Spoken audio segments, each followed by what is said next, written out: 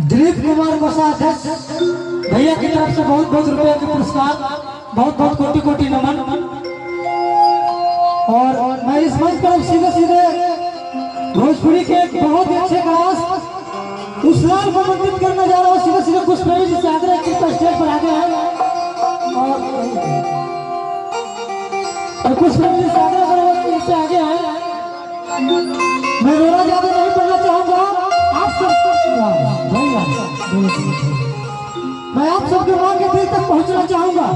अगर अच्छा रहेगा तो कोई जोरदार ताली बजाकर स्वागत करिएगा। सुनिए मां के लिए हमने क्या किया और मां हमारे लिए क्या की। 2 मिनट में बात खत्म करूंगा। कहना है कि मां की दुआ कभी टाली नहीं जाती, मां की बदुआ भी कभी टाली नहीं जाती।